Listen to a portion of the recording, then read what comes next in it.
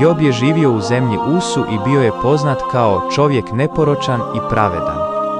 Bio je iznimno bogat, imao je veliku obitelj i uživao je ugled u zajednici.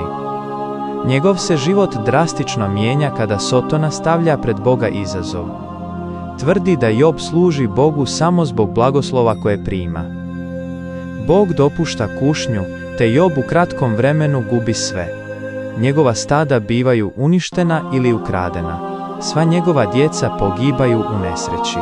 Tijelo mu biva prekriveno bolnim čirevima. Unatoč strašnoj patnji i nerazumijevanju prijatelja, Job odbija prokleti Boga.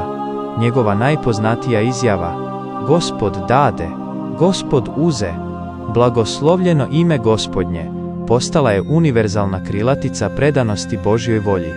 Na kraju, nakon što Job ostaje vjeran, Bog mu vraća dvostruko više nego što je imao prije, potvrđujući da patnja nije uvijek kazna, već ponekad tajanstveni dio Božjeg plana. Molitva svetom Jobu. Ova se molitva često moli za dar strpljivosti i snage u trenucima kada se osjećamo shrvanima životnim nedaćama. Gospodine Bože, Ti si u svetom Jobu dao svijetu primjer čudesne strpljivosti i duboke poniznosti. Molim Te, po njegovu zagovoru, udjeli mi milost da u svojim kušnjama ne izgubim nadu i da nikada ne posumnjam u Tvoju ljubav. Nauči me da poput Joba prihvatim i dobro i zlo iz Tvoje ruke, znajući da Ti sve okrećeš na dobro onima koji Te ljube.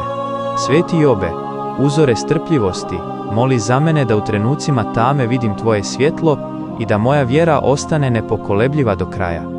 Amen.